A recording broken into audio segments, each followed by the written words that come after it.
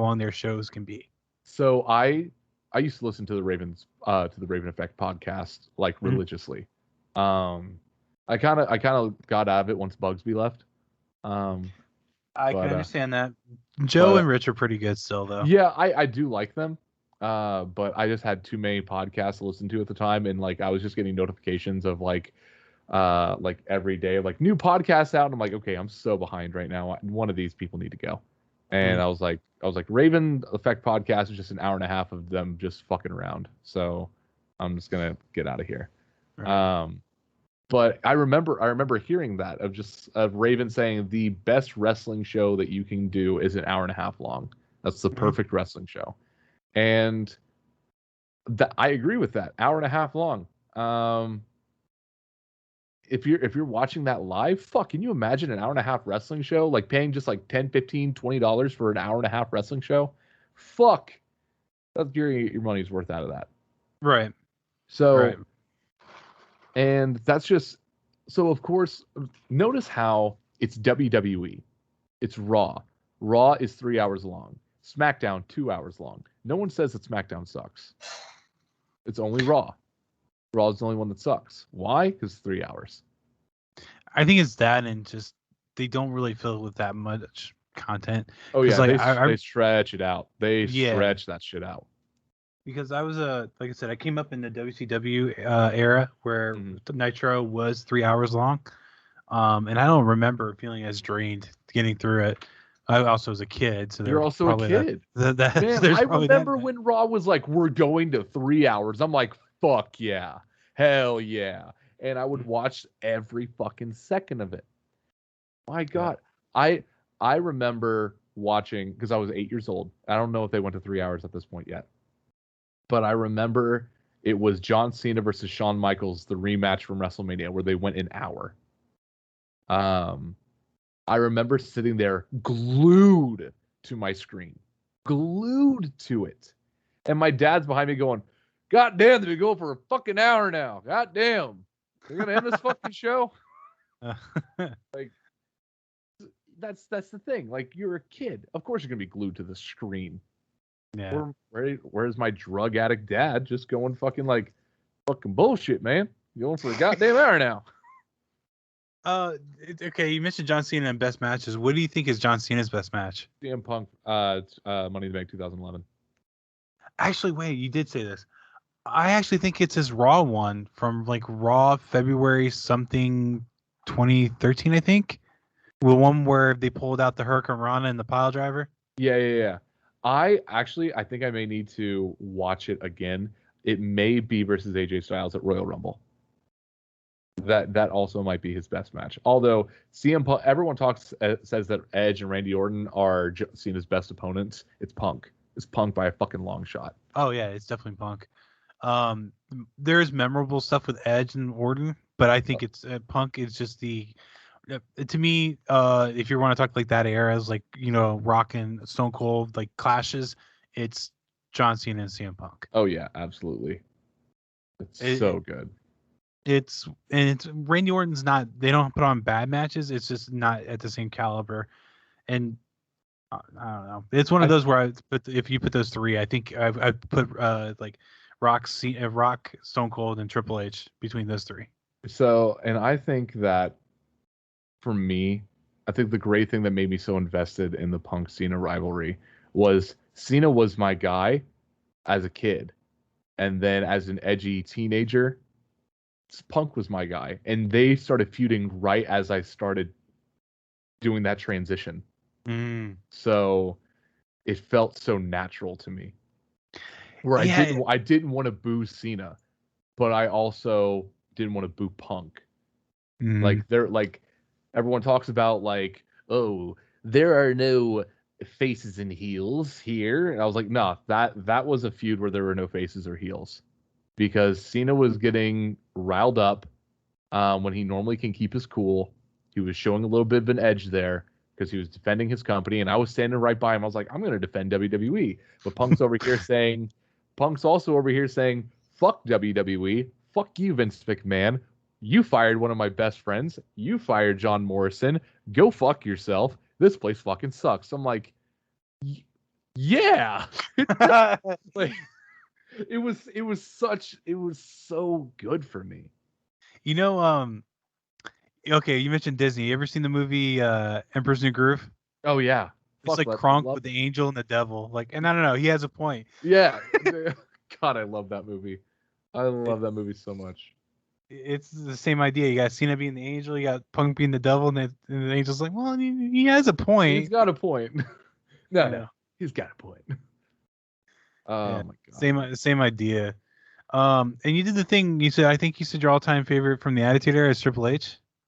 No. My all-time favorite from the Attitude Era was Stone Cold. But I am so flip-floppy right now because I never give up on my favorites. Never. Guns N' Roses is my favorite band of all time. Not my favorite artist of all time, my favorite band of all time. But there was a long time where I was listening to way more Falling in Reverse than I was Guns N' Roses. That a normal person would be like, "Oh, so your favorite band is Falling in Reverse," and I would just be like, "No, they're my second favorite band. Guns N' Roses is my favorite band." And someone would be like, "I have now." Like God could come down and just be like, "You haven't listened to Guns N' Roses in 4 years." I'm like, "Yes, but they're still my favorite band." So the reason I said all that fucking bullshit um was Stone Cold is my favorite from the Attitude Era. Absolute favorite of the Attitude Era. However, I think it's Mick Foley now because I have become such a big Mick Foley fan and I relate and I'm so much more invested with Mick Foley, but that may be just because in recent memory, like recently, in like past couple years, I've just been watching way more Mick Foley than I have Stone Cold. I may just need to start watching more Stone Cold because fuck, when I watch Steve Austin, I'm glued to the screen. But Mm-hmm. same with Mick Foley, I'm glued to the screen. Mick Foley is really good at character acting, especially with So good. Mankind and all that. Mankind, Cactus Jack. At work the other day, I put on YouTube and I just found a compilation of Mick Foley promos and I just let that run for like an hour and a half because it's so good. Mm-hmm. Yeah, he was a good dude. Guns N' Roses. What album though? What album? Appetite for Destruction. Right. Absolutely Appetite for Destruction. I will say this, they don't have a bad album. They don't. They no. Go back and listen to Chinese Democracy. The whole reason people don't like Chinese Democracy is Slash and Duff aren't on it, and Axel took risk. I was gonna say Chinese Democracy. There's one that Use Your Illusions. I only like one or two songs on. I can't remember which one it is. So Use Your Illusion 1 has a lot of hits on it. Use Your Illusion 2 has some good songs on it, but Use Your Illusion 1 is much more memorable, in my opinion. Probably. I do a lot of music deep dives where I'll just find an artist and I'll just be like, I'm gonna listen to every album that they've ever put out.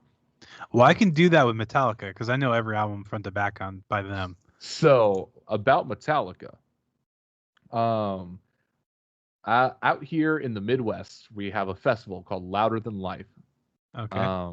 It's a metal festival, but it's a metal festival for everyone, and I don't like that because I'm just so used to Warped Tour, Right. even though Warped Tour is for everyone. Mm-hmm.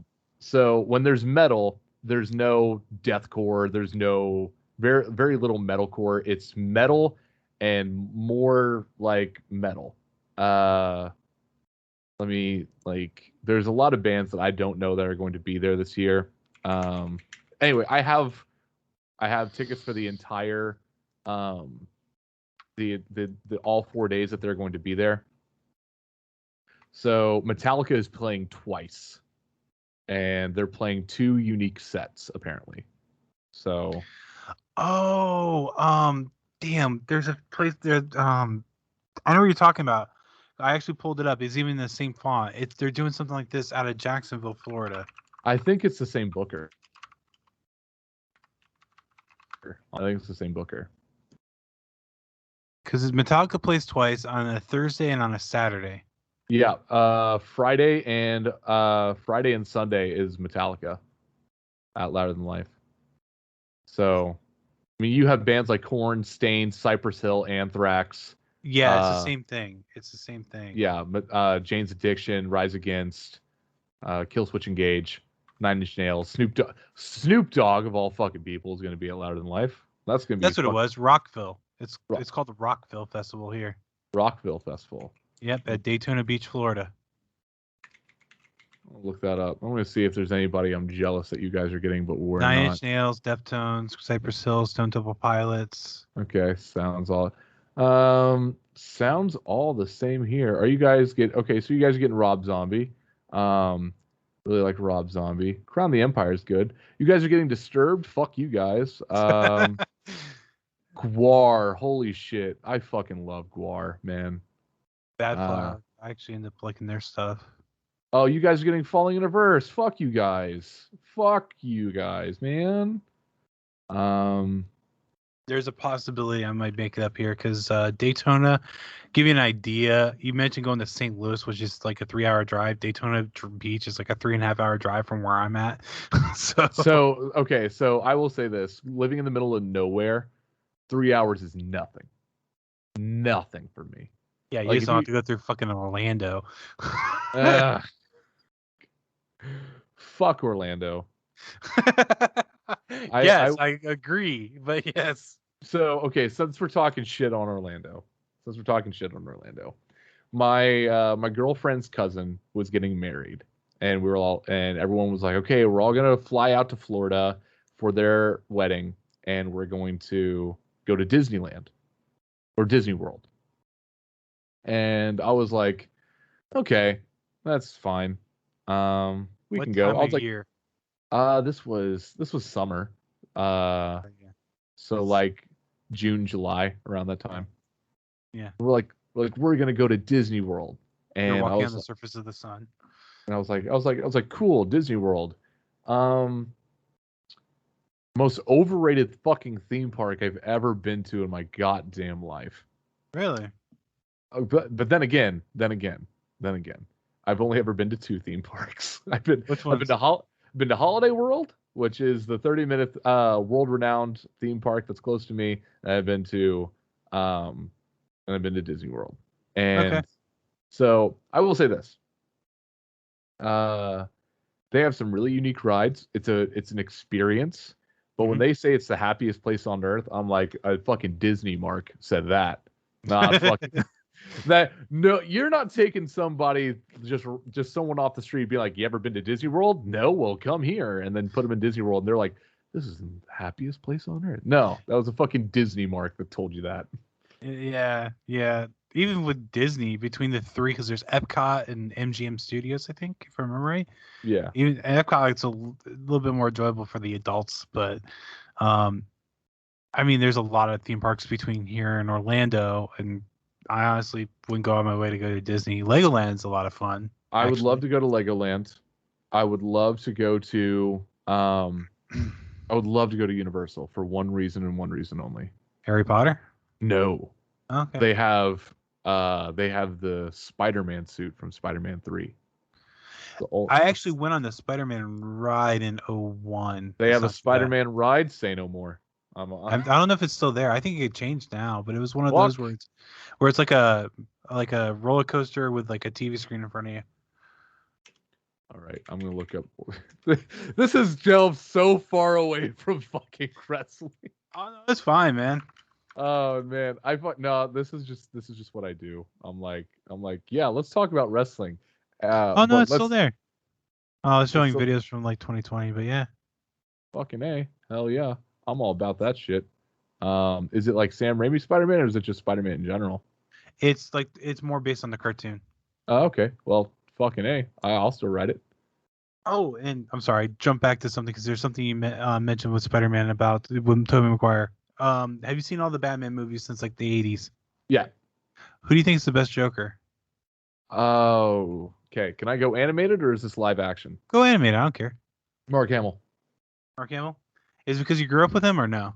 Without a doubt, it's Mark Hamill. No, I didn't grow up with him. When I read the Joker, I hear Mark Hamill's voice. That is the Joker I hear. I hear a cartoony, maniacal serial killer that doesn't kill to send a message, that doesn't kill because that's what he knows. He kills because it's fun. It's fun for him. When I watch Now, best live action, I would have to say probably Heath Ledger. Mm-hmm.